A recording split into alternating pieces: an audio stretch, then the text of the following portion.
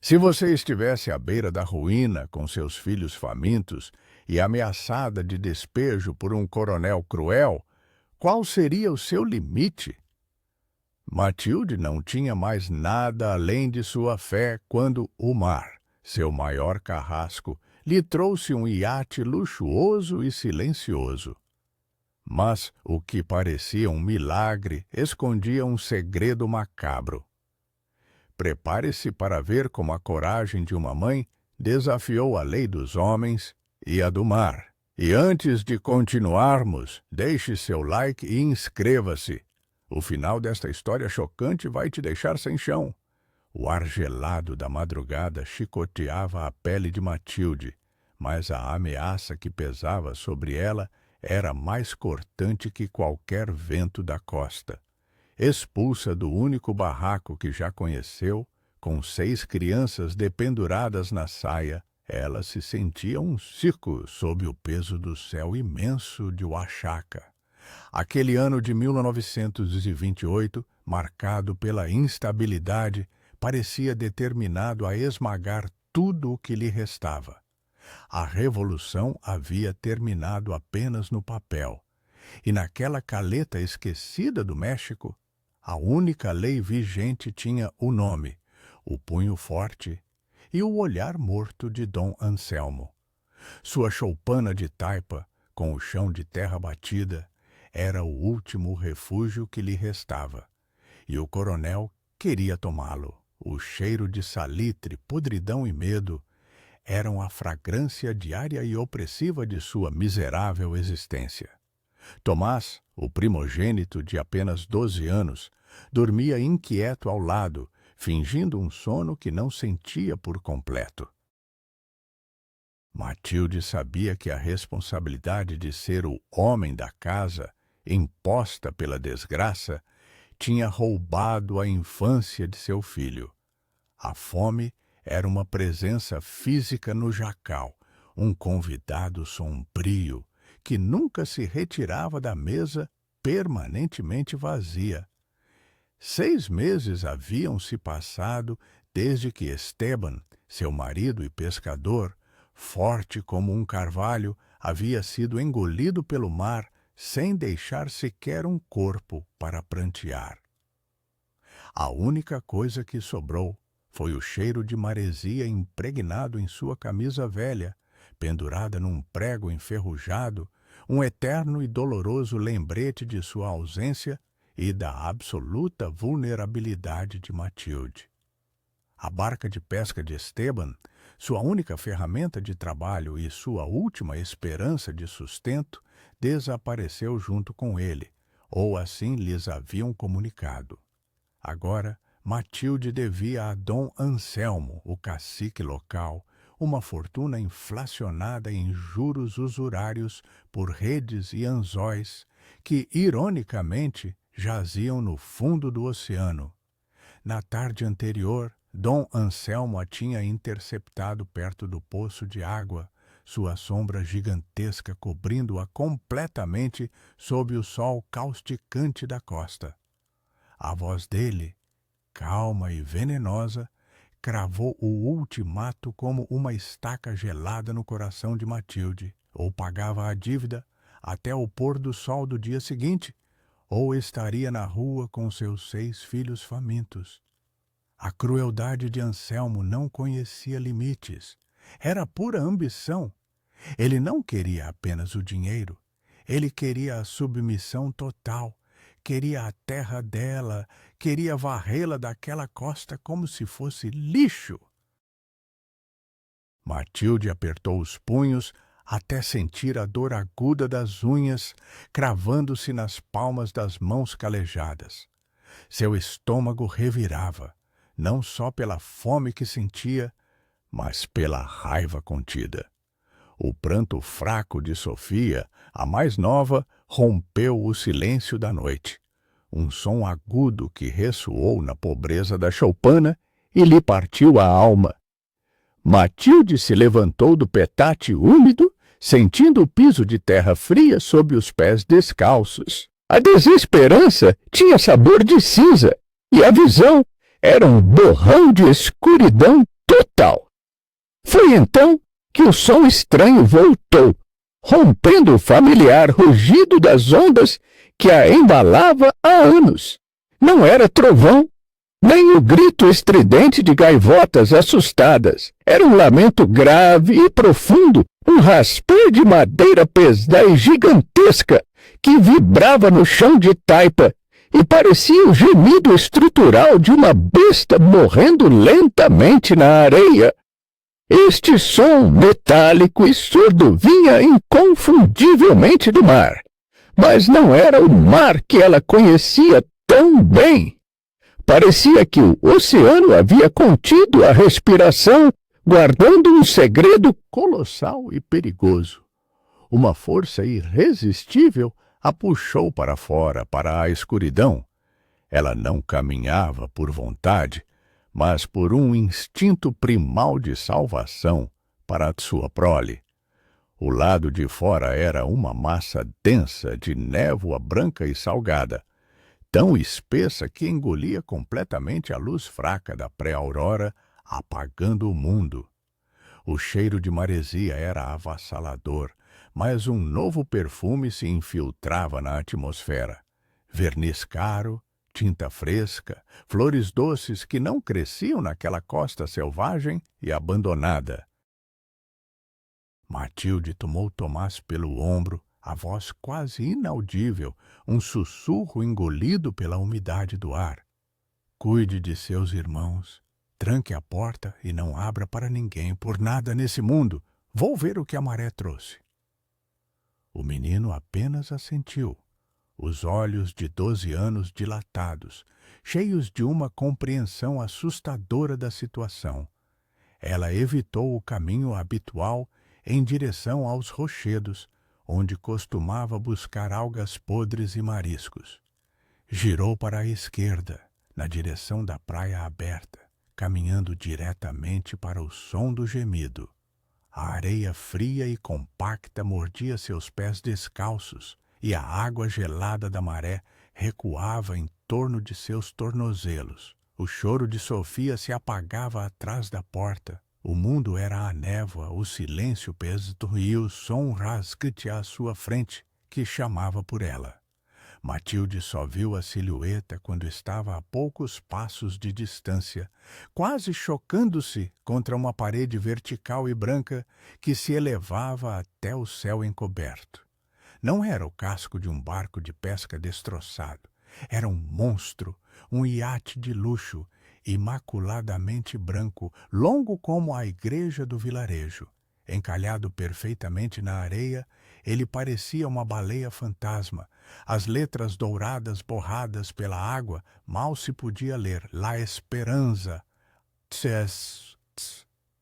A esperança. Um terror violento a atingiu. Um navio de pessoas ricas da capital, algo que só existia em cartões postais, estava ali, abandonado e mortalmente silencioso. O iate não pertencia ao seu mundo de redes rotas, de trabalho árduo e de fome. O instinto gritou para ela fugir, correr de volta para a choupana. Esse luxo era do mundo dos patrões, um mundo que nunca lhe havia trazido nada além de dor e desgraça.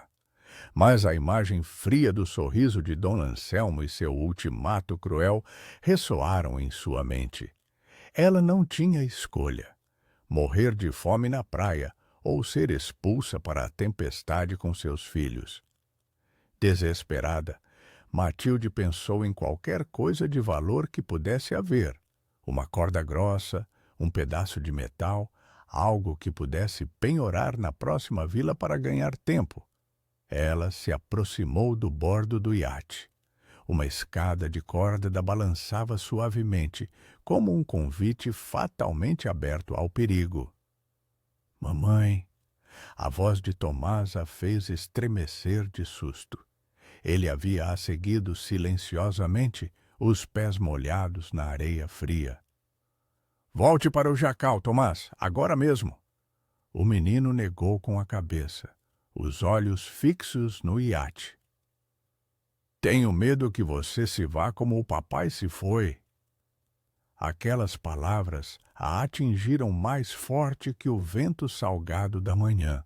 Não havia tempo para discussões sob a ameaça de Anselmo. Então suba rápido e não toque em absolutamente nada, entendeu?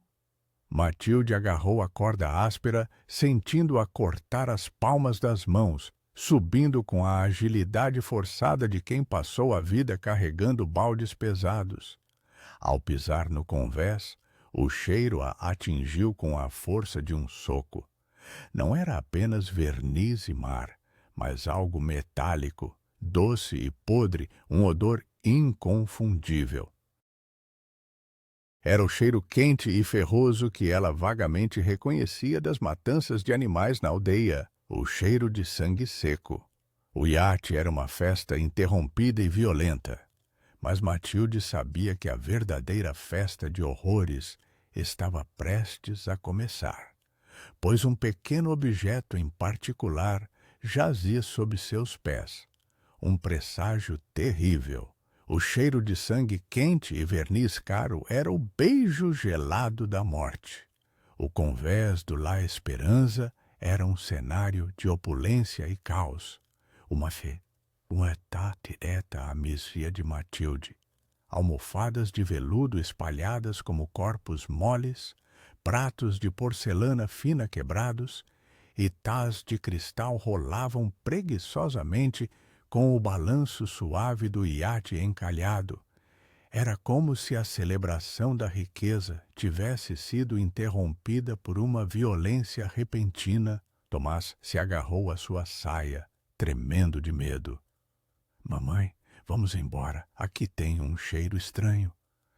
A criança estava certa. O lugar cheirava à morte, a algo profanado.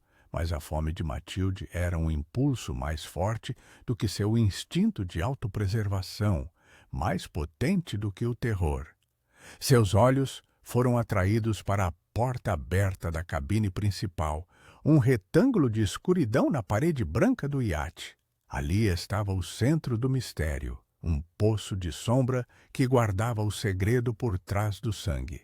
"Espere aqui", ela ordenou a Tomás, mas ele não a soltou, agarrando-se a ela como um caranguejo.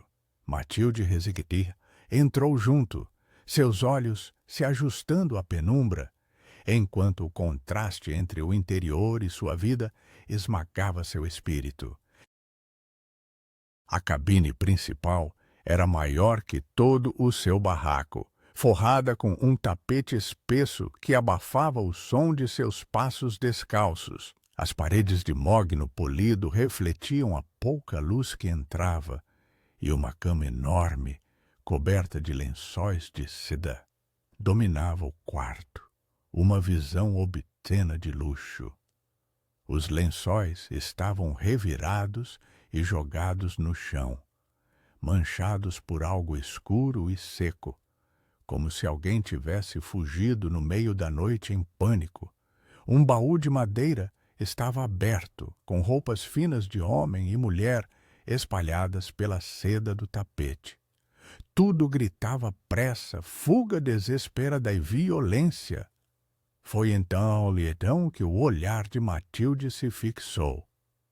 Perto do pé da cama, sobre o tapete de design intricado, jazia um pequeno sapato de verniz preto, lustroso, com um botão de madrepérola. Era um sapato de criança, como aqueles que os filhos dos hacendados, fazendeiros ricos, usavam nas festas do vilarejo. Apenas um, a imagem de Sofia, sua filha mais nova, descalça no chão de terra batida da choupana, a atingiu com a força de um tapa.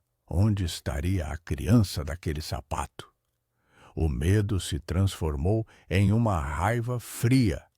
Seu olhar se desviou do pequeno sapato para a escrivaninha de madeira polida. Estava intacta, ao contrário do resto da cabine. Sobre ela havia uma caneta tinteiro tombada, uma mancha de tinta escura escorrendo na madeira e um livro pesado encadernado em couro escuro. Era um diário de bordo.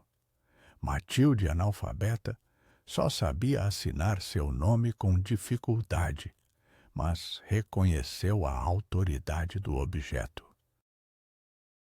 A palavra escrita, o registro de um capitão, era uma arma nas mãos dos patrões.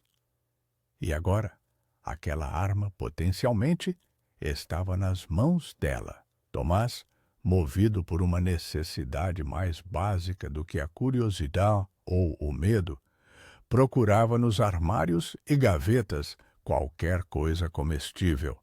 Ele tentou abrir uma gaveta da escrivaninha que estava emperrada. Ao puxar com força, a gaveta cedeu bruscamente e bateu em uma pequena tábua solta no chão, que produziu um som oco e distinto. O menino olhou para a mãe, seus olhos arregalados, não de medo, mas de uma nova esperança. Matilde se ajoelhou rapidamente. Sob um saco de farinha abandonado, havia uma tábua visivelmente desalinhada e solta, sem um único prego. Usando a única ferramenta que sempre carregava, uma faca de cozinha presa à cintura, Matilde a usou como alavanca. A tábua soltou-se com um gemido baixo, revelando um compartimento estreito e escuro. Dentro, emaranhado em um pedaço de seda, havia algo que parecia desafiar a lógica daquele lugar de morte e miséria. Não era dinheiro nem comida. Era uma peça de joalheria, um broche antigo e pesado, feito de ouro e cravejado com uma pedra vermelha profunda que, mesmo na pouca luz, parecia absorver e refletir toda a escuridão da cabine. O rubi era gigantesco, emitindo um calor visual que contrastava com o frio da cabine. O coração de Matilde disparou.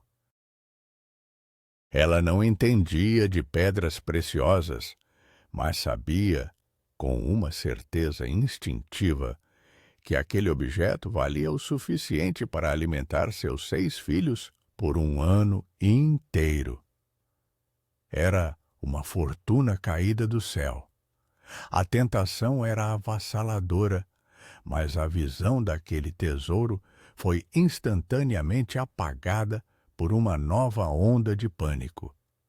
Se Anselmo soubesse, ele a mataria lentamente, não apenas por roubar, mas por descobrir. Tomás, que observava o brilho vermelho, não viu a joia. Seus olhos estavam fixos nas latas de conservas abandonadas que jaziam ao lado da tábua, ignorando completamente o valor monetário do broche. "Mamãe!" ele sussurrou, a voz rouca de fome. Matilde agarrou o broche e o diário de bordo. Um ruído metálico e familiar a fez congelar. Um barco de pesca, pequeno e barulhento, cortava a névoa. Não havia tempo para selar o compartimento. Eles tinham que fugir agora. O terror a chicoteou para fora da cabine. A névoa se dissipava rapidamente e a luz do sol de Oaxaca estava prestes a rasgar o céu. Ao sair para o convés, ela olhou para a praia. Seu sangue gelou nas veias. A praia não estava vazia. 3 figuras escuras, fortes e robustas, estavam paradas na areia úmida, a poucos metros do casco do iate. No centro, com sua figura inconfundível, estava Dom Anselmo. Ele não estava ali por acaso. Ele a havia seguido. O brilho frio dos olhos de Anselmo era a única coisa mais clara do que o sol que finalmente rasgava a névoa. Dom Anselmo, parado na areia, não gritava, nem gesticulava.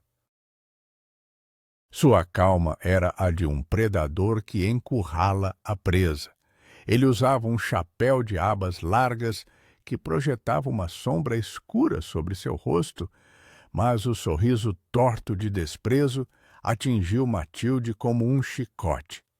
Os 2 homens que o acompanhavam, capangas de aparência bruta, permaneciam silenciosos, com os braços cruzados sobre o peito. O peso do broche no bolso de Matilde parecia se multiplicar, tornando-se uma âncora que a prendia ao perigo. Ela tentou bloquear a entrada da cabine principal, protegendo o tesouro e, mais importante, o diário de bordo e o sapato de verniz que jaziam lá dentro. Anselmo deu um passo lento, fazendo a areia ranger sob suas botas. Ele não precisava de palavras para expressar seu poder. Sua mera presença era uma ameaça de morte. O cheiro de seu tabaco barato misturava-se ao cheiro caro da cabine, uma fusão nauseante de mundos. Ora, ora, ele zombou, sua voz baixa e rouca, cortando o ar da manhã. O milagre chegou a tempo, não é, Matilde? Pensei que estivesse ocupada chorando a sua dívida. Ele parou, seus olhos fixos na proa do iate, como se admirasse sua nova e valiosa posse. Matilde sentiu o medo escorrer pela espinha, mas o desespero por seus filhos, o calor de Sofia em seu colo, transformou o terror em uma fúria gelada. Ela sabia que ele não estava ali apenas para cobrar a dívida. Ele estava ali pelo iate e pelo que ele escondia. Ele deu mais um passo em direção à cabine. E o que mais você encontrou no seu milagre, hein? Alguma coisa que brilhe? Algum objeto de valor que me pertença por direito? Ele sabia exatamente sobre o tesouro, o que Matilde havia acabado de descobrir. Matilde se moveu instintivamente, bloqueando a entrada, protegendo não só o diário de bordo, mas também o pequeno sapato de criança sobre a escrivaninha. Esse pequeno ato de desafio fez o sorriso de Anselmo desaparecer, substituído por uma impaciência fria e letal. Afastem-se! Ele rosnou para seus capangas, indicando a Matilde. Essa vagabunda encontrou o barco e achou que poderia me roubar. O pânico tentou dominá-la, mas a clareza que só o medo extremo pode trazer a atingiu. Ela percebeu que a única coisa mais perigosa do que o rubi era a informação que ele escondia. Matilde agarrou o diário de bordo, sentindo o couro grosso e úmido escorregar em suas mãos sujas. Ela abriu o livro, embora as páginas fossem um borrão ilegível para ela. Seu analfabetismo, de repente, tornou-se sua maior arma, um blefe absoluto. "Não me toquem!" ela gritou, sua voz soando estranhamente firme em seus próprios ouvidos. Seus olhos se cravaram nos de Anselmo, desafiando-o. O calor subiu ao rosto do coronel, a cor de sua pele se intensificando com a raiva contida. "O capitão! Ele escreveu tudo!" Matilde mentiu, cada palavra uma pedra atirada com precisão. "Ele escreveu sobre você, dona Anselmo, sobre o acordo que fizeram. Ele escreveu como você os traiu. Tudo está registrado aqui." Ela agitou o diário de bordo no ar, enfatizando a importância do objeto, a palavra escrita, a autoridade do capitão. Ela viu o rosto de Anselmo se contrair, sua testa se enrugando em uma fúria escura e calculista, dividida entre a vontade de matá-la e a necessidade de recuperar o livro. A fúria de Anselmo era palpável, mas o medo de ser exposto era ainda mais forte. O crime na cabine, a violência contra os ricos da capital, não importava. A traição a seus cúmplices, essa era a ameaça real para o poder do coronel. "Você está blefando, viúva suja!"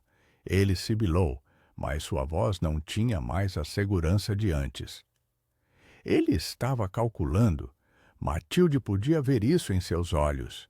Se aquele livro caísse nas mãos de um federal, ele estaria acabado. O silêncio era denso e pesado. O único som era o assobio do vento e o murmúrio das ondas. Matilde não respirava, esperando que seu blefe funcionasse, esperando que sua mentira tivesse mais peso do que a verdade de sua miséria. Sua mão foi instintivamente para o broche em seu bolso, o rubi, uma promessa de vida.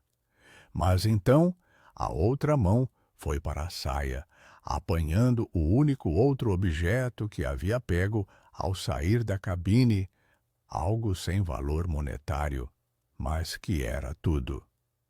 Matilde levantou o objeto, segurando-o diante dos olhos de Anselmo. Não era o broche, nem o diário. Era o pequeno sapato de verniz, o sapato de criança. O olhar de Anselmo se fixou no pequeno objeto, e o último vestígio de desdém desapareceu de seu rosto. A criança, dona Anselmo? Ela sussurrou, a pergunta mais potente do que qualquer ameaça. O que aconteceu com a criança do sapato? A resposta estava implícita na cena de violência da cabine, no cheiro de sangue. Anselmo percebeu o verdadeiro segredo de Matilde. Ela não precisava ler o livro para saber o que ele tinha feito. Ela tinha o símbolo de sua crueldade. O sapato era o pagamento, o preço de seu silêncio, a prova de que ele não era apenas um ladrão, mas um assassino. O coronel levou a mão ao rosto, esfregando a testa com a mão calejada. Seu plano havia desmoronado. Se ele a matasse ali, teria que se livrar de 6 crianças e do iate, e o segredo ainda poderia sair. O que você quer? Ele rosnou finalmente, sua voz rouca de tensão e derrota. Matilde sentiu o gosto da vitória, amargo e gelado. Ela queria desaparecer, e Anselmo seria seu bilhete de saída. Quero que me tire daqui, ela disse, sua voz calma e clara.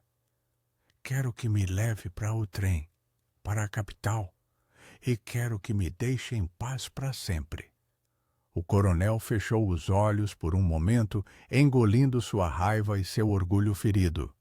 O peso da derrota esmagava o rosto de Dona Anselmo, mas ele não podia hesitar. O blefe da viúva, sustentado pela ameaça implícita do sapato de criança, havia lhe custado mais do que a dívida de Esteban.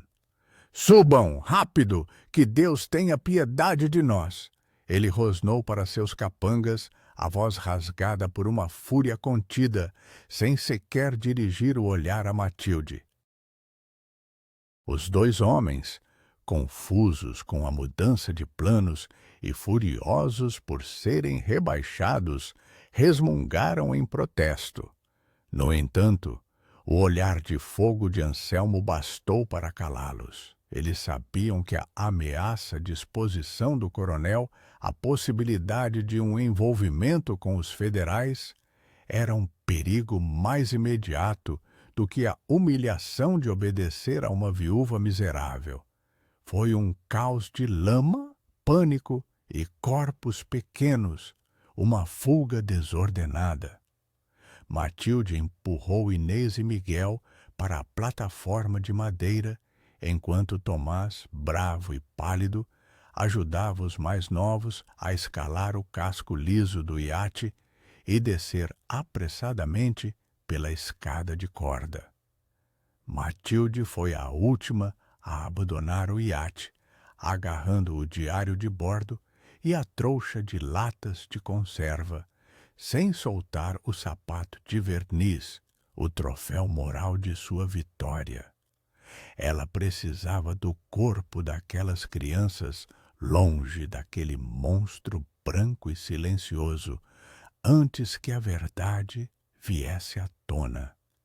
O veículo de fuga de Anselmo era uma velha carroça de burro, usada para transportar copra, que fedia a coco rançoso, umidade e óleo diesel, uma combinação nauseante. As crianças se amontoaram sobre os sacos ásperos, exaustas pelo medo, mas aliviadas por estarem em movimento. No momento em que a carroça começou a se arrastar, deslizando pelas trilhas arenosas, Matilde olhou para trás. O iate La Esperança parecia encolher na distância, sendo rapidamente engolido pela névoa que voltava, tornando-se um fantasma branco e distante. O broche, escondido no bolso da saia, era uma chama fria contra sua coxa, parecendo mais pesado que todas as latas de comida que havia deixado para trás. Era a promessa de uma nova vida, mas também a marca de um assassinato brutal que a forçava ao silêncio. Sentada na carroça instável, protegendo Sofia em seu peito, Matilde abriu o diário de bordo. O couro estava inchado e deformado pela água salgada, e a tinta escorrida havia se transformado em um borrão azul e preto, ininteligível. A prova, a messa que a havia salvado da morte iminente, agora não passava de uma massa ilegível e inútil. O blefe havia funcionado a tempo, mas sua arma de informação estava quebrada e ela não teria uma segunda chance. Sua única moeda de troca era o rubi e a amessa implícita do sapato. O sapato, um trunfo moral para a consciência do coronel, e o rubi, um trunfo financeiro para a sua própria. O preço da liberdade tinha subido para um único objeto. A viagem foi uma tortura de horas. A carroça chacoalhava pela estrada de terra batida, o sol subia no céu, e o cheiro de copra rançosa e burro suado causava náuseas em Matilde. Mas ela não podia reclamar de sua salvação. As crianças dormiam, exaustas, embaladas pelo ritmo lento do burro. Era a primeira vez em meses que Matilde via seus rostos em paz, a primeira vez que não sentia o peso iminente do despejo e da fome aguda. O cenário mudou drasticamente quando chegaram à periferia da cidade portuária. Casas de alvenaria substituíram as choupanas, e o ar ficou denso com fumaça e o cheiro de comida cozida, um contraste cruel com o cheiro de podridão da caleta. Dom Anselmo a deixou no labirinto de ruas enlameadas do mercado central, longe dos olhos curiosos da polícia local. Ele a soltou como um animal assustado, sem olhar para trás. Não me procure mais, Matilde. Se eu souber que você falou, encontrarei você na capital e matarei todas as suas crias, uma por uma. Ele sibilou em um tom mortal, a promessa de vingança mais fria que o aço. A liberdade tinha o gosto agridoce do medo. Ela e as crianças estavam longe de Anselmo, mas agora estavam sozinhas, forasteiras, com um objeto de valor incalculável que atrairia o olhar de qualquer predador.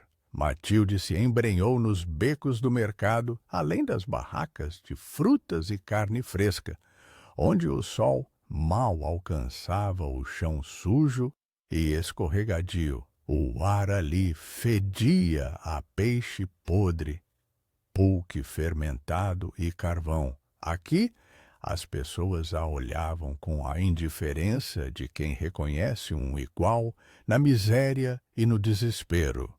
Ela precisava de um comprador discreto, alguém que não fizesse perguntas sobre a origem de uma joia da capital. Ela perguntou a uma velha que vendia ervas secas e raízes na escuridão do beco. Onde posso penhorar algo? Algo de valor? Sem perguntas. Matilde sussurrou, sua voz rouca. A velha levantou a cabeça, seus olhos nublados e opacos. Ela apontou para um beco mais escuro e úmido. O turco lhe compra tudo, mas cobra caro e não faz perguntas. 2 quadras. A porta de ferro. Matilde sentiu o gosto amargo do medo. O turco era uma lenda sombria, um homem que prosperava na miséria alheia. Ela apertou o sapato de verniz E o broche tinha que ser agora. Ela se aproximou da porta de ferro pesada e cega, que ficava no final do beco. O turco a esperava no silêncio daquele lugar sombrio, e Matilde sabia que havia trocado o perigo visível de Anselmo pelo perigo invisível e sorrateiro do submundo da cidade. O metal gelado da porta de ferro era a última barreira entre Matilde e a escuridão que cheirava a pecado e a chance. Matilde apertou o pequeno sapato de verniz, sentindo a dureza do botão de madrepérola contra a palma da mão, enquanto se aproximava da porta cega e pêssega no fundo do beco. O medo tinha um gosto metálico na boca, e o cheiro de peixe podre e carvão misturava-se ao suor frio que escorria por suas costas. Ela sabia que estava trocando o perigo visível de Dom Anselmo pela ameaça invisível e mais sutil do submundo da cidade. Ela olhou para seus filhos, aglomerados atrás dela, exaustos e sujos, encostados na parede de tijolos. Eles eram o seu escudo e a sua fraqueza. A fome em seus rostos pequenos era o único argumento que precisava para justificar o que estava prestes a fazer, a negociação de um segredo que valia uma vida. Matilde levantou o punho e bateu 3 vezes na porta de ferro, um som seco e abafado que morreu instantaneamente no ar pesado do beco. A porta não se abriu com um rangido. Ela deslizou para dentro quase sem som, revelando uma escuridão total e absoluta, um vácuo que parecia sugar a pouca luz do dia. Uma mão pálida, com dedos longos e limpos, emergiu da negridão e fez um gesto silencioso para que Matilde entrasse. Era a mão de um homem que não trabalhava sob o sol, mas sim na sombra, manipulando vidas. Ela deu o passo, cruzando o limiar da luz cinzenta do beco, para uma penumbra que cheirava a poeira antiga e fumo de tabaco caro.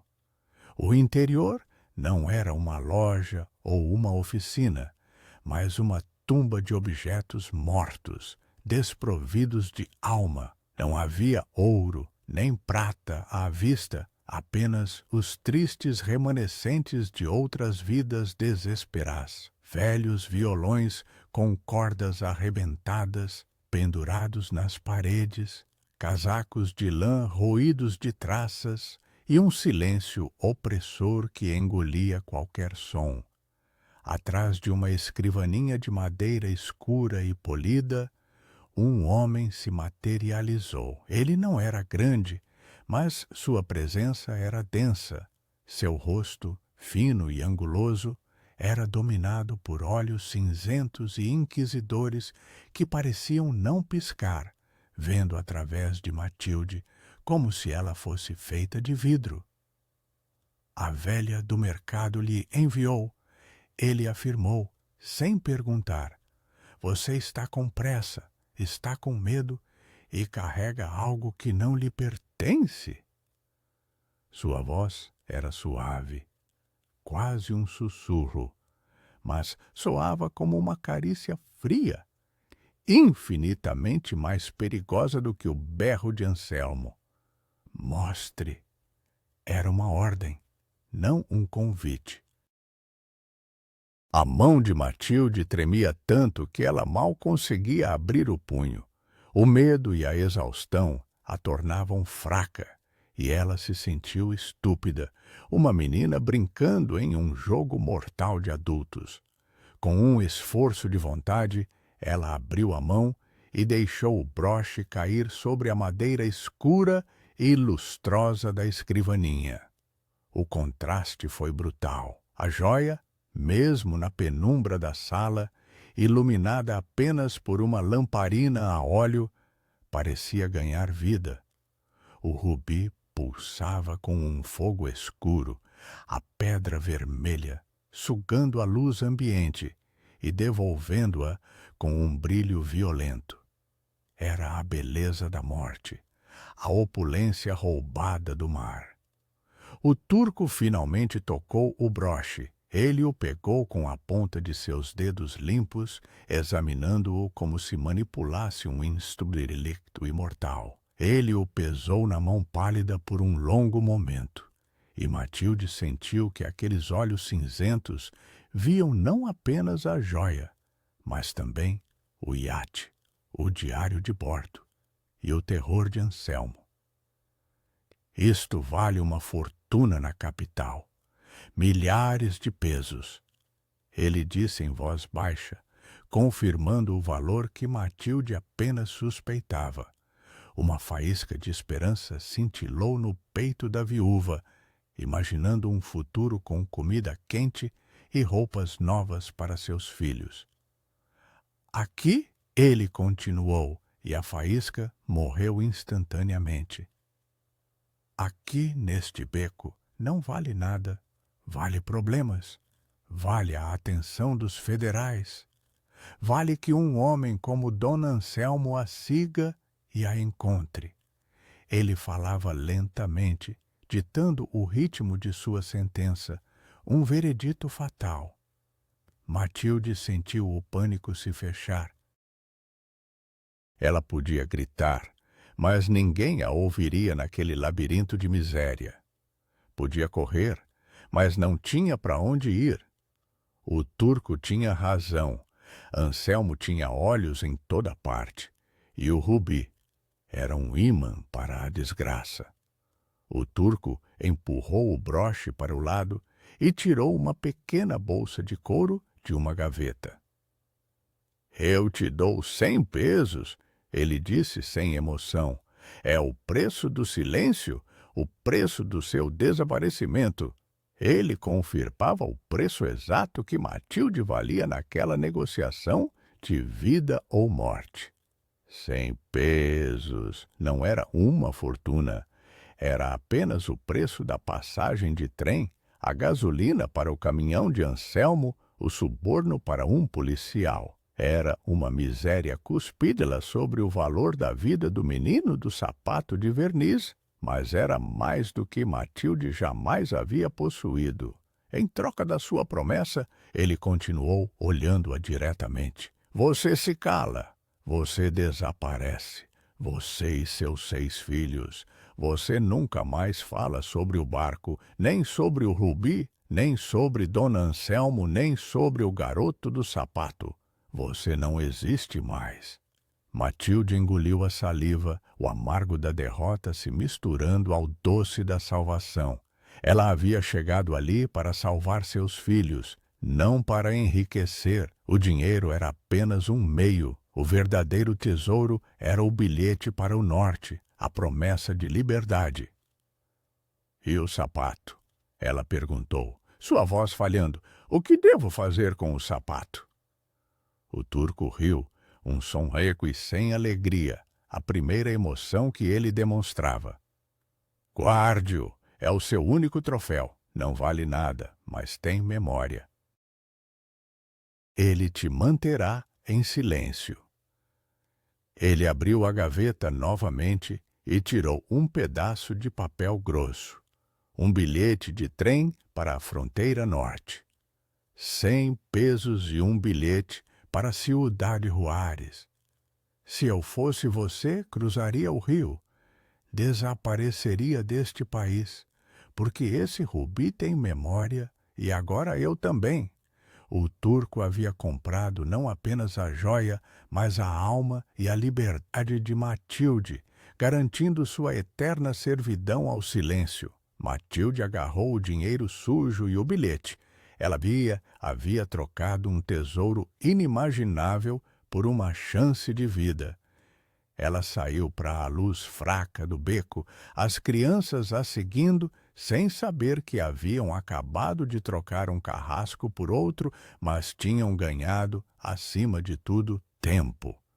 O cheiro de fumaça e carvão da locomotiva era a fragrância da esperança. Mas a fumaça da cidade era um manto de vigilância constante. Os 100 pesos que queimavam na mão de Matilde, eram uma quantia insignificante para o valor do rubi, mas era o preço exato da liberdade. A moeda tinha um cheiro forte de suor e terra, o dinheiro sujo de quem vive à margem, mas para ela era o ouro mais puro. Era a última chance de escapar de Dom Anselmo e da teia de perigo que ela havia inadvertidamente puxado. Ela se afastou do beco escuro do turco, a porta de ferro se fechando silenciosamente atrás dela, selando a barganha. Sua mente estava concentrada em um único objetivo: a estação de trem. O bilhete para Ciudad Juárez, na fronteira norte, era o passaporte para o futuro. A cidade, com seus bondes barulhentos, carros a motor e multidões apressadas, era um labirinto aterrorizante para a viúva da costa. O barulho era ensurdecedor. Os cheiros eram confusos. Óleo, especiarias, perfume barato. E cada olhar parecia avaliá-la, julgando sua roupa rasgada e a sujeira das crianças. Matilde apertou os 6 filhos contra si, formando uma barricada humana contra o fluxo da cidade. A mão de Tomás estava agarrada à sua saia, e ela podia sentir os corpos pequenos dos outros esbarrando em suas pernas, todos assustados, forasteiros, em um mundo que não lhes pertencia. Ela precisava de comida para a viagem, mas tinha medo de se afastar demais do caminho para a estação. Seus pés descalços, acostumados à areia da praia, doíam no asfalto quente e áspero.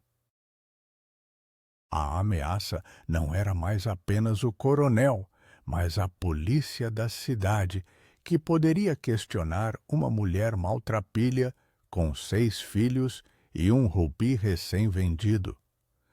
Num mercado de rua mais tranquilo, ela trocou rapidamente alguns pesos por pães duros, queijo seco e uma garrafa de água suja. Cada transação era feita com a rapidez e a desconfiança de um animal acuado. Ela sentia que o olhar do turco estava sobre ela, que a palavra de Anselmo já havia chegado aos ouvidos certos. O sapato de verniz, guardado em seu bolso, era um peso estranho, inútil, mas carregado de memória. Era o lembrete de que sua liberdade não tinha vindo do ouro, mas da audácia de usar o símbolo de uma tragédia para chantagear um assassino. A estação de trens era um monstro de ferro e tijolo, cheia de vapor e vozes altas. O fedor de carvão e metal quente era abafador, mas ali, entre a pressa e a confusão, Matilde se sentiu um pouco mais segura. Ela era apenas mais uma em meio a centenas de rostos. Ela procurou o trem para o norte, seguindo as placas que mal conseguia decifrar. O medo se concentrava no peito, um nó apertou de pânico. Ela tinha que embarcar, tinha que desaparecer nas entranhas daquela máquina barulhenta antes que o sol se pusesse completamente. Tomás, mais uma vez, provou ser o seu anjo da guarda. Ele viu o trem, um gigante preto soltando vapor, e guiou a mãe e os irmãos em direção aos vagões de terceira classe, os mais sujos e menos vigiados. Os assentos eram bancos de madeira duros e o vagão estava lotado de trabalhadores rurais, famílias de imigrantes e soldados voltando para casa. O cheiro de tabaco forte, suor e comida barata era dominante. Matilde encontrou um canto vazio e empurrou as crianças para dentro. Ela sentou-se na madeira áspera, sentindo o peso do dinheiro no bolso. Ela ainda tinha 53 pesos, o suficiente para sobreviver por um tempo depois que cruzassem a fronteira. O apito do trem soou, um grito estridente de metal e vapor que cortou o barulho da estação. Matilde fechou os olhos, apertando Sofia contra o peito. As rodas começaram a girar, a estrutura de ferro estremeceu e o trem começou a se mover lento e pesado. Cada volta da roda era um adeus à costa de Oaxaca, um adeus ao mar que havia levado seu marido e lhe dado um segredo mortal. Ela espiou pela janela. A cidade deslizava para trás, as luzes se acendiam e a sombra de Dom Anselmo parecia diminuir a cada metro percorrido. O trem ganhou velocidade e o balanço constante embalou as crianças, que finalmente caíram em um sono profundo e exausto. Matilde observou a paisagem escura, sentindo um alívio lento e doloroso. Eles estavam fugindo e a máquina de ferro era a sua salvação. Ela sentiu um movimento brusco. Um homem de terno preto com um chapéu inclinado passou pelo corredor, examinando os rostos com uma frieza profissional. O coração de Matilde deu um salto. Seria um capanga de Anselmo, um policial? Aquele olhar perscrutador se demorou nela por um segundo e Matilde se encolheu, escondendo o rosto atrás de Sofia. Ela sabia que a ameaça não havia desaparecido, apenas havia se transformado. A escuridão engoliu a paisagem, mas não o medo. A locomotiva avançava pela noite, um monstro de aço cuspindo fumaça e brasas no céu estrelado. O balanço incessante do trem era o único ritmo que Matilde agora conhecia, uma canção de ninar metálica que embalava o sono exausto das crianças. Ela estava mais segura do que na praia, mas a segurança era um cobertor fino demais para a cobrir completamente. Os 53 pesos que restavam eram uma contagem regressiva silenciosa para a próxima ameaça de fome. O ar dentro do vagão era espesso e irrespirável, uma mistura de poeira de carvão, corpos suados e o cheiro enjoativo de óleo e tabaco. Tomás, desesperado por um solavanco mais violento, olhou para a mãe com olhos fundos e famintos, denunciando a escassez. O pão e o queijo seco, comprados às pressas no mercado, já haviam sido consumidos pelas crianças famintas, e o estômago de Matilde roncava, uma dor familiar e lancinante. Ela acariciou a cabeça do filho mais velho, sentindo o peso da decisão que precisava ser tomada a cada momento. Sobreviveria o pouco de comida até que chegassem à fronteira incerta? O homem de terno preto que havia passado por eles na cidade portuária não voltou, mas a imagem de seu olhar frio permanecia gravada na mente de Matilde, aumentando sua paranoia. Ele poderia ser um agente de Anselmo ou apenas um caixeiro viajante, mas a suspeita a fazia saltar a cada movimento brusco do trem.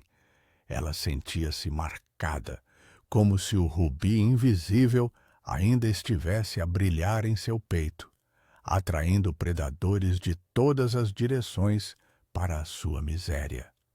Ela tirou o pequeno sapato de verniz do bolso da saia, sentindo o couro liso e o botão frio de madrepérola contra a ponta dos dedos calejados. Aquele objeto inútil, o sapato de uma criança assassinada, era seu amuleto e seu tormento, seu troféu moral e o seu fardo. Representava o horror que ela havia testemunhado e o preço da sua fuga, um peso que superava em muito o valor material do broche que ela havia vendido ao turco no Beco Sombrio. O turco tinha comprado o Rupitz, garantindo seu próprio silêncio e o dela. Mas Matilde havia ficado com a memória. o fardo do sapato, o único remanescente da tragédia. Ela olhou para Sofia, dormindo tranquilamente em seu colo, seu corpo frágil e indefeso. Ela havia trocado uma fortuna por um bilhete de trem e a chance de ver seus filhos vivos. E essa era a única verdade que importava e a sustentava em sua jornada. A madrugada trouxe uma mudança drástica na paisagem do lado de fora. O verde exuberante e úmido da costa de Oaxaca desapareceu completamente, substituído por um mar de terra árida e seca. O trem entrava lentamente no vasto deserto do norte, uma extensão infinita de poeira e silêncio hostil.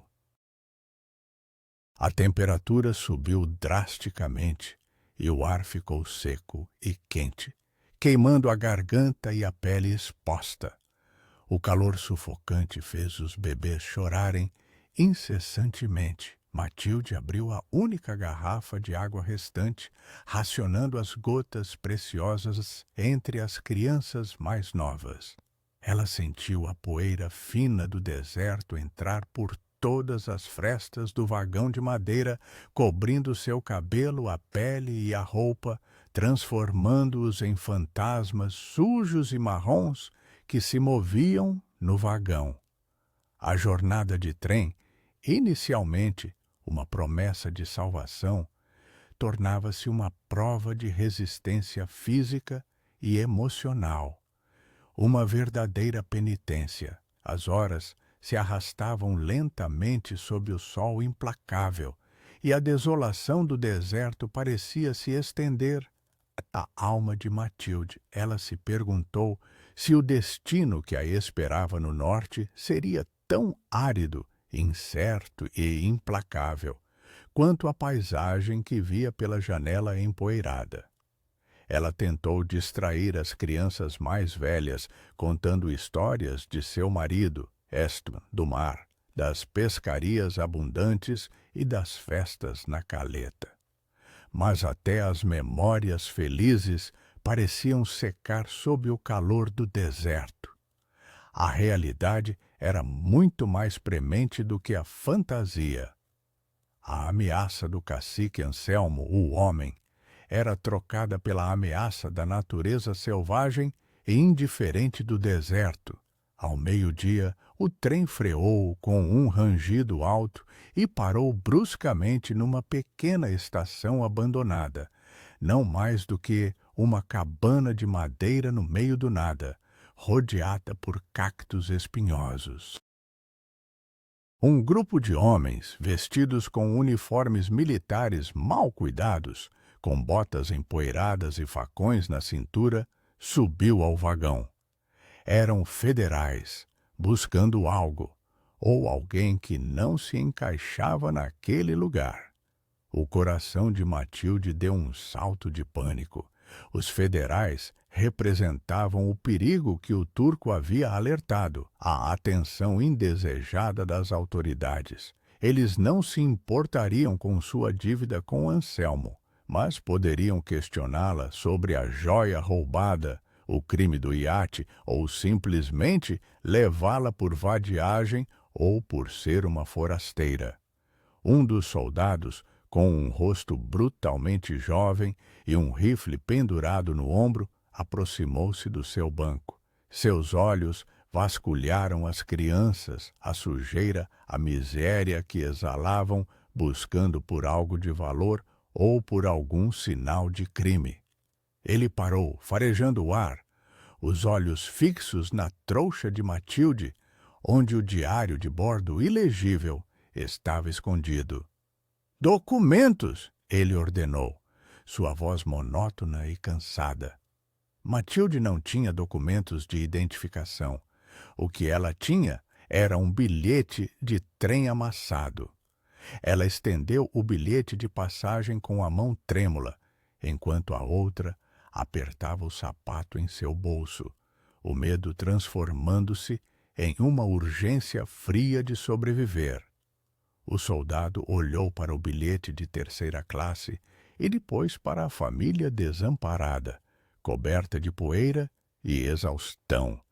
A miséria deles era tão avassaladora que ele a considerou desinteressante e inofensiva. Para onde vão? Ele perguntou, o tédio evidente em sua voz, querendo terminar o trabalho o mais rápido possível. Para Juares, buscar trabalho no norte. Matilde respondeu, sua voz rouca, mas firme, a mentira mais convincente que já havia proferido. Ela não sabia o que faria em Juares, mas a palavra trabalho era a única resposta aceitável para um oficial. O soldado deu de ombros, virando-se para o próximo passageiro, buscando por um alvo mais rentável ou mais ameaçador. A miséria de Matilde a havia salvado. Ela era insignificante demais para ser suspeita de um crime de luxo. O trem apitou e os soldados desceram, desaparecendo rapidamente no calor opressor do deserto. Matilde soltou o ar, percebendo que havia prendido a respiração por toda a cena, e olhou para Tomás, que a observava em silêncio, compreendendo mais do que ela gostaria. Eles tinham passado por mais uma ameaça, mas a fronteira, o seu destino final, estava cada vez mais perto e cada vez mais real. O trem continuou sua jornada implacável. À noite, a temperatura caiu drasticamente e o frio cortante do deserto entrou pelas frestas. Matilde cobriu as crianças com sua saia e os poucos pedaços de pano que restavam, abraçando-as para dar calor. Ela sabia que a última e mais perigosa etapa estava por vir. Cruzar o rio. A promessa do turco era apenas um bilhete para o limite. A liberdade teria que ser conquistada novamente, com os 53 pesos restantes e a coragem de uma mãe desesperada e exausta. O sapato de verniz em seu bolso era um lembrete constante de que ela havia se comprometido com a morte para garantir a vida de seus filhos. A fronteira, com sua promessa de anonimato e trabalho, era agora o seu único horizonte. O trem a levaria até a beira, mas a travessia seria dela. O trem freou com um guincho metálico e a voz do condutor anunciou o nome da próxima cidade, um nome que significava o fim da linha, mas o início de um novo e incerto combate. O apito final do trem era o grito de guerra da incerteza, Juares. A estação de Ciudad Juárez era um inferno de luzes de querosene e caos humano. O fim de uma jornada e o início de um novo combate. O ar estava saturado com o cheiro de diesel, poeira de deserto e tequila barata. Uma fragrância violenta que anunciava-se a fronteira. Matilde empurrou seus filhos para fora do vagão de madeira, sentindo o piso de concreto duro sob seus pés. Um contraste doloroso com a areia da praia. O fluxo de gente era incessante. Trabalhadores sazonais, contrabandistas e famílias inteiras procurando a oportunidade que a linha divisória prometia. Matilde se sentia minúscula, uma figura suja e fatigada, com 6 anexos famintos, no meio de um turbilhão de ambição e desespero. Seus olhos se moviam em busca de qualquer ameaça, qualquer sombra que pudesse ser Dom Anselmo ou um agente do turco. Ela levou as crianças para um canto escuro sob um toldo rasgado, longe da principal agitação da plataforma. O sol já havia se posto e o deserto, impiedoso, entregava seu frio noturno. As crianças tossiam a poeira da viagem e tremiam, abraçando-se para obter calor. A fome era uma dor aguda e compartilhada que não podia mais ser ignorada. Matilde dividiu o que restava do queijo seco e do pão duro, garantindo que Sofia, a menor, recebesse a porção mais generosa. Os 53 pesos pareciam derreter em suas mãos e ela sabia que precisava de um plano imediato. O trem a havia trazido ao limite do país, mas o rio, a última fronteira, não podia ser cruzado sozinha com 6 crianças pequenas. Ela precisava de um coiote, um guia, que pudesse levá-los pela escuridão do Rio Bravo, sem atrair a atenção dos guardas de fronteira ou das gangues de ladrões que infestavam a área. O problema era que a procura por esses guias era o primeiro passo para o perigo, um convite para ser roubada, traída ou abandonada. Matilde observou as figuras que se moviam nas sombras, procurando por alguém que parecesse menos perigoso, um rosto que inspirasse um mínimo de confiança.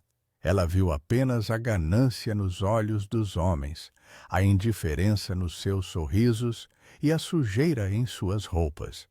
O cheiro de álcool e de cigarro misturava-se na penumbra. Foi Tomás, o observador silencioso, quem apontou para um homem magro, com uma cicatriz feia no lábio e um chapéu de feltro gasto, que conversava em voz baixa com outro grupo de migrantes. O homem parecia se misturar à escuridão, com a agilidade de um animal noturno.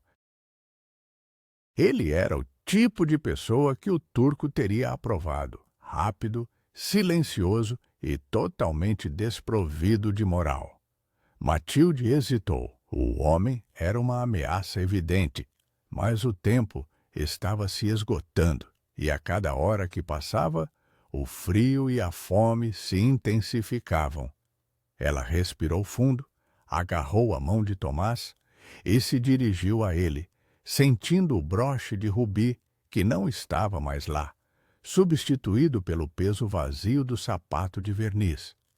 Ela se aproximou do homem, a cabeça erguida, tentando projetar uma força que não sentia.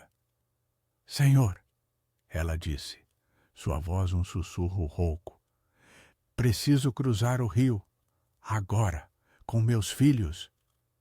O homem a avaliou lentamente, seus olhos se detendo nas crianças, calculando o peso de cada um e o risco que representavam.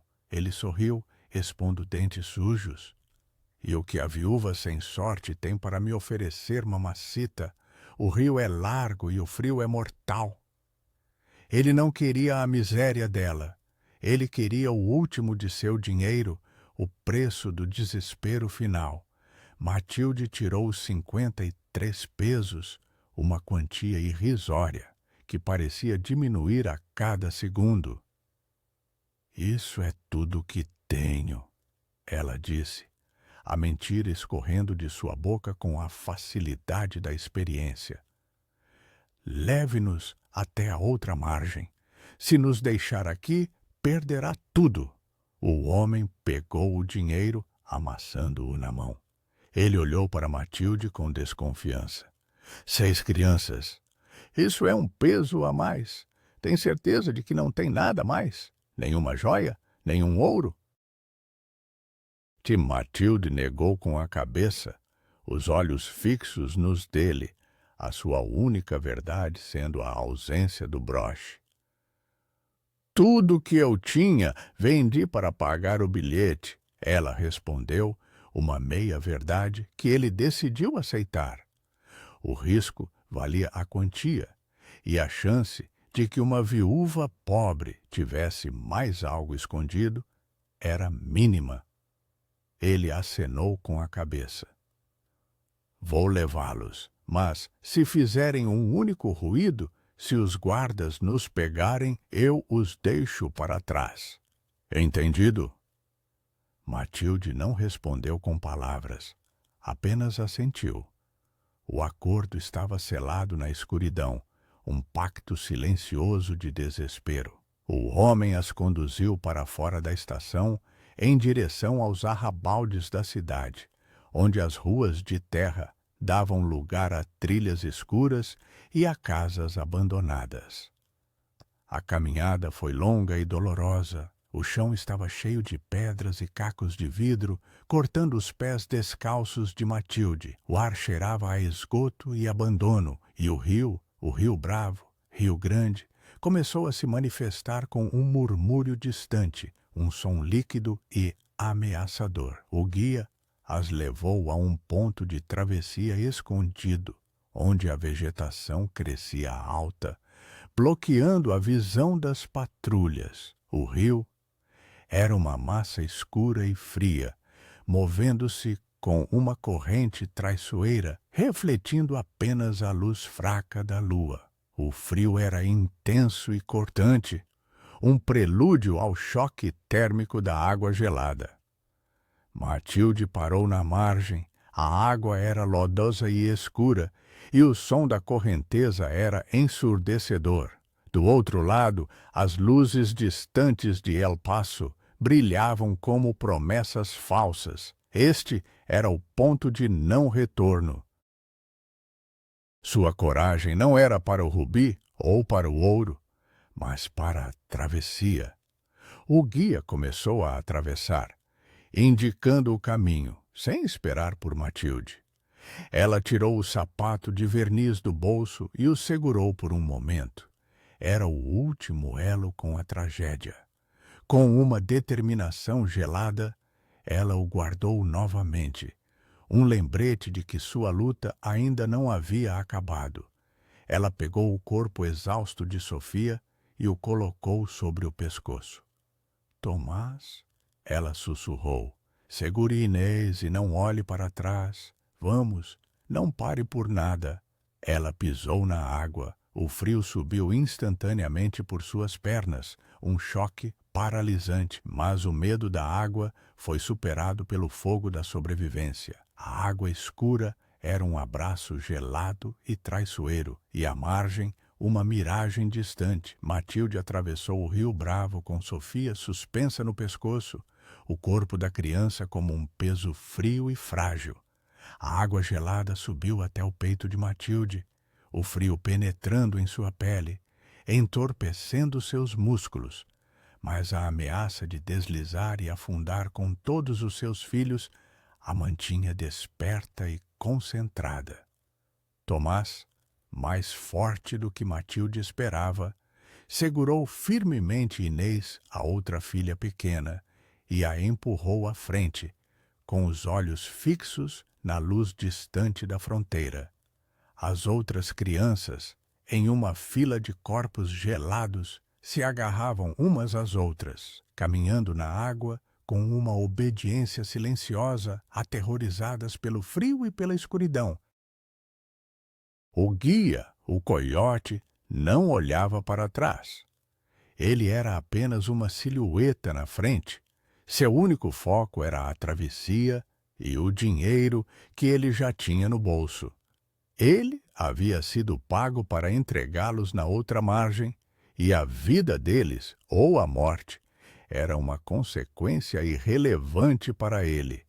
A correnteza do rio era mais forte do que Matilde imaginava, puxando-a para a escuridão, tentando desviar sua trajetória. Ela sentiu o pé escorregar em uma pedra lisa, no fundo lodoso, e o pânico gelado a atingiu com a força de uma onda. Ela tropeçou, e Sofia guinchou, assustada, mas Matilde se agarrou à determinação. Ela sabia que se caísse ali, se perdesse a força, o rio engoliria a todos. Não havia tempo para orações ou arrependimentos, apenas para o movimento, para o impulso desesperado para a frente. Sua única preocupação era que o choro de Sofia não atraísse o olhar dos guardas de fronteira que patrulhavam a margem.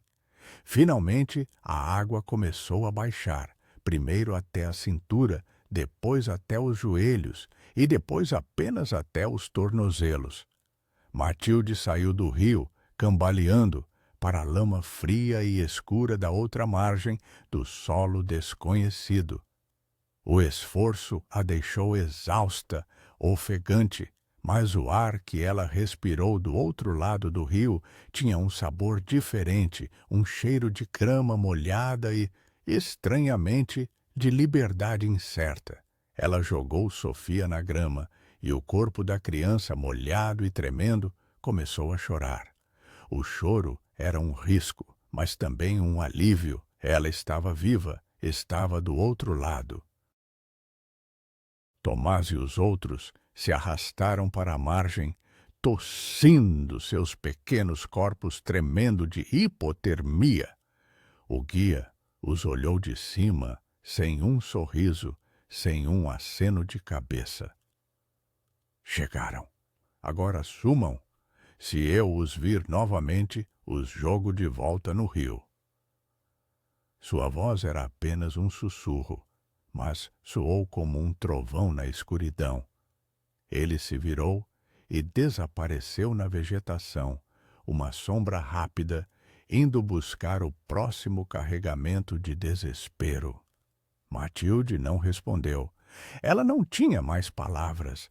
Ela só tinha o chão frio, a noite, a fome de seus filhos e o sapato de verniz, um lembrete peso de sua promessa de silêncio. Ela apertou os filhos contra si, distribuindo o pouco calor que restava em seu corpo.